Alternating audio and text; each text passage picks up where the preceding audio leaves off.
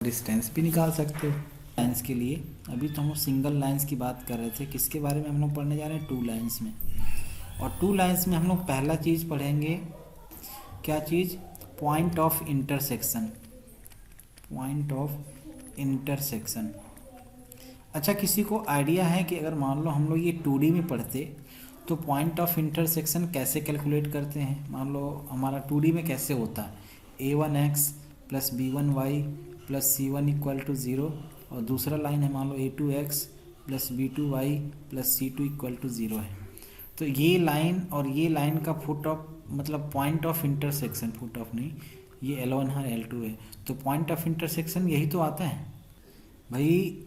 हम लोग पूरा ये एरिया अंडर द कर्व वाले में हम लोग पूरा यही चीज़ तो पढ़े, किसी भी दो कर्व के पॉइंट ऑफ इंटरसेक्शन कैसे निकालते थे, दोनों कर्व को सॉल्व कर दिए, और दोनों कर्व को सॉल्व कर दिए तो उनके पॉइंट ऑफ इंटरसेक्शन आपको कैलकुलेट हो जाएंगे, पता चल जाएंगे। तो यहाँ पे हम लोग किस में पढ़ रहे हैं पता है, point of intersection in 3D पढ़ रहे हैं।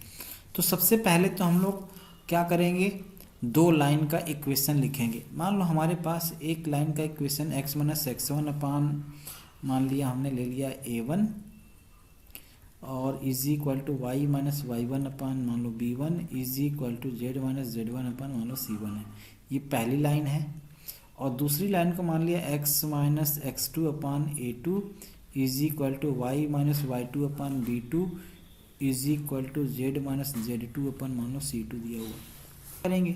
मान लो हमने यहाँ पे इज इक्वल टू r1 रख दिया और इज इक्वल टू r2 रख दिया, और दोनों लाइन को इक्वेट कर दिया। मतलब अगर मान लो यहाँ से x का वैल्यू निकालोगे तो क्या आएगा, a1 r1 प्लस x1 आ जाएगा, और दूसरे वाले से y is equal to b1 r1 plus y1, और z is equal to c1 r1 plus z1 आ जाएगा। ऐसे ही दूसरे वाले से x का वैल्यू निकालोगे तो a2 r2 प्लस x2, और y का value b2 r2 plus y2, और z is equal to c2 r2 plus z2। ये हमारा वैल्यू है। अब आपको अगर याद है तो देखो, ऐसे ऐसे लाइन मान लो होगा। अगर जिस पॉइंट की बात की जा रही है, पॉइंट ऑफ इंटरसेक्शन की बात की जा रही है, तो इस लाइन के लिए ये मान लो लाइन 1 है और ये मान लो हमारा लाइन 2 है, तो इस लाइन के लिए एक्स वाई जेड का वैल्यू कुछ और होगा, इस लाइन के लिए एक्स वाई जेड का वैल्यू कुछ और होगा। लेकिन जिस पॉइंट पे दोनों लाइन एक दूसरे को कट करेंगे, उस पॉइंट पे इस लाइन का भी एक्स वाई जेड वही होगा और इस लाइन का भी एक्स वाई जेड वही होगा।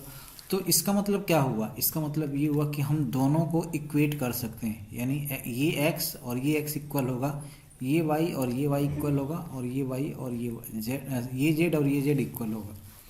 तो दोनों को इक्वेट करके हम क्या करेंगे, a1 r1 मतलब r1 और r2 का वैल्यू ही तो निकालना है, और r1 और r2 का वैल्यू निकाल लोगे तो आपका काम हो जाएगा, बस सॉल्व हो गया।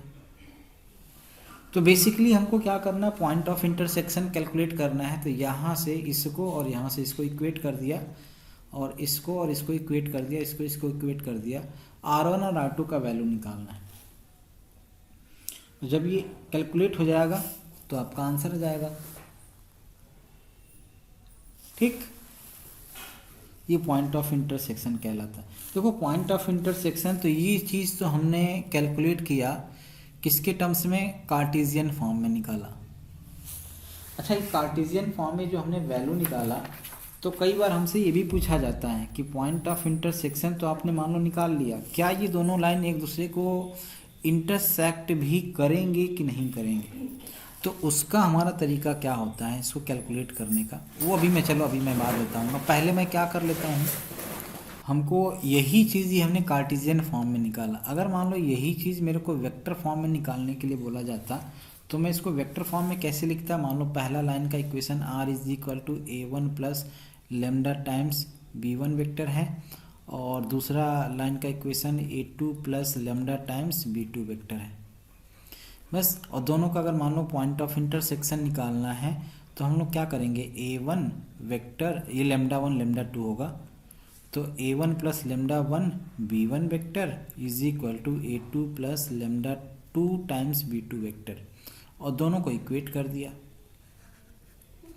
इक्वेट कर दोगे तो लेमडा वन लेमडा 2 का वैल्यू कंपेयर कर लेना है, कंपेयर करोगे तो अपने आप इसका आंसर आ जाएगा। या इसको लिखने का एक और तरीका है, a1 minus a2 plus lambda times lambda one b1 vector minus lambda 2 b2 vector is equal to 0। सभी को आप क्या करो, आई जे के टर्म्स में रिप्रेजेंट कर दिया और ये वैल्यू आपका आ जाएगा। ठीक है, तो ये हमारा पॉइंट ऑफ इंटरसेक्शन यहाँ से, यानी लेमडा वन लेमडा 2 का वैल्यू निकाल लेना है और आपको पॉइंट ऑफ इंटरसेक्शन निकल के आ जाएगा। अच्छा, एक चीज़ और, इसमें अगर मान लो हमसे ये पूछा जाता है कि क्या आप दोनों लाइन बना रहे हो तो क्या ये लाइन परपेंडिकुलर मतलब एक दूसरे को कभी इंटरसेक्ट करेंगी कि नहीं करेंगी, करेंगी तो कैसे कर सकती हैं, तो उसकी कंडीशन आती है। तो यहाँ पे आप लिखोगे कंडीशन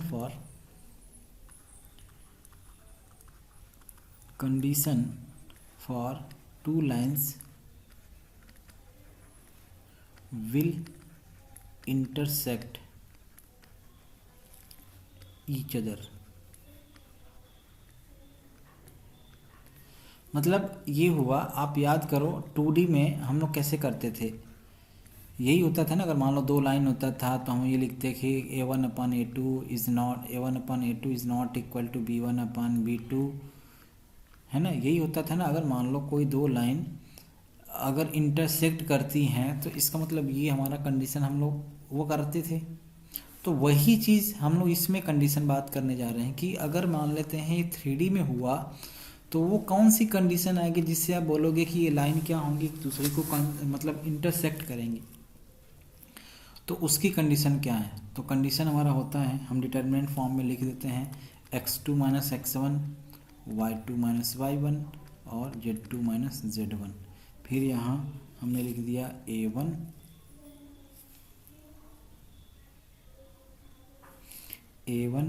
b1 c1 और a2 b2 एंड c2 का डिटर्मिनेंट इज इक्वल टू 0, ये 0 आएगा।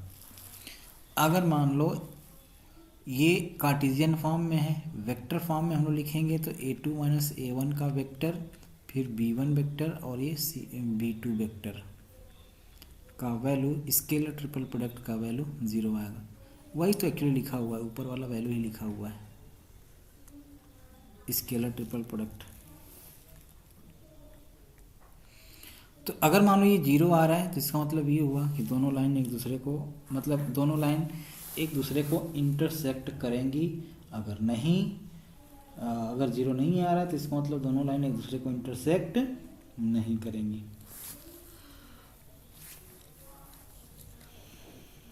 ठीक, तो चलो एक क्वेश्चन देख लेते हैं। क्वेश्चन क्या दिया हुआ है कि शो दैट या prove that two lines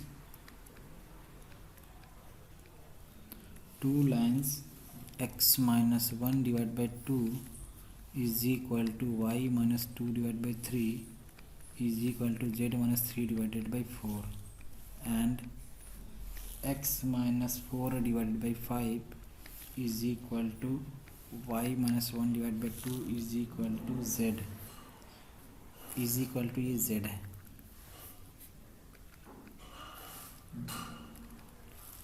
intersect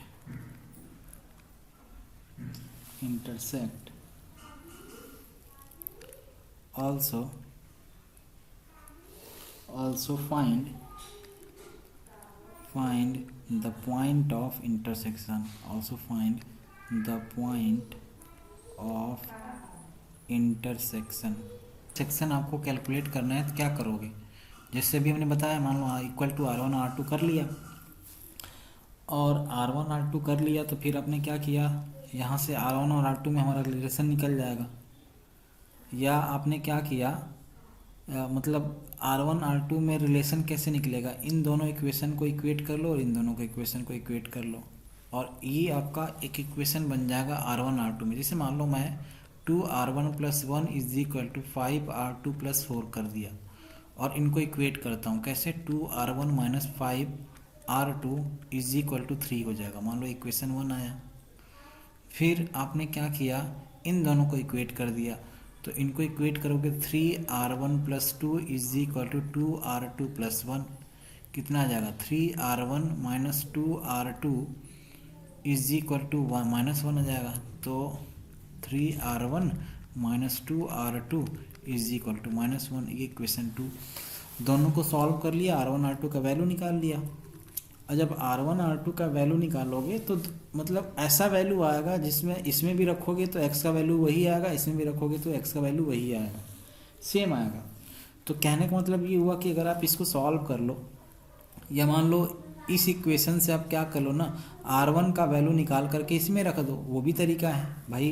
दो इक्वेशन को सॉल्व करने के कई सारे मेथड हैं, तो कर लिया। तो जस्ट सपोज मान लो, या यहाँ से देखो ना, ये तीसरे इक्वेशन से R2 = क्या दिख रहा है, 4R1 + 3 दिख रहा है। तो चलो इसी का यूज़ कर लेता हूँ। 3R1 - 2, R2 का वैल्यू क्या है, 4R1 + 3 = -1। ठीक है, तो ये आ जाएगा 3R1 - 8R1 - 6 = -1। तो यानी हो जाएगा -5R1 = 6 - 1 यानी 5। तो R1 का वैल्यू क्या आया, -1 आ गया। बस हमारा एक ही से काम चल जाएगा, दोनों को कैलकुलेट करने की ज़रूरत ही नहीं है। तो यहाँ आ जाएगा -1, यहाँ भी आ जाएगा -1 और यहाँ भी आ जाएगा -1। ठीक, R2 भी अगर मान लो कैलकुलेट करते हो, जस्ट सपोज मान लो, तो क्या आ जाएगा, R2 = आपका आ जाएगा -4 + 3। यहाँ भी तो -1 ही आ रहा है, वही आएगा, वही आ रहा है। R2 का भी वैल्यू -1 ही आ रहा है।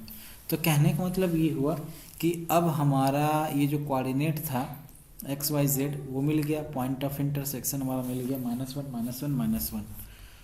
ठीक है, find the point of intersection. दूसरा चीज़ हमको और क्या कैलकुलेट करने बोला था कि अब प्रूफ करिए कि ये एक दूसरे को इंटरसेक्ट करते हैं कि नहीं करते हैं। तो फार्मूला क्या होता है, x2 - x1 y2 - y1 z2 - z1 और a1 b1 c1 a2 b2 और c2।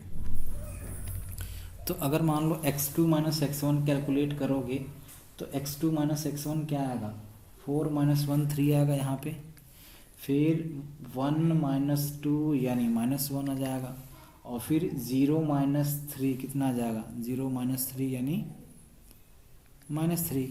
और यहाँ वैल्यू क्या आएगा, a1 b1 c1 2 3 और 4, और यहाँ क्या है 5 2 एंड 0, 0 की 1 1 3।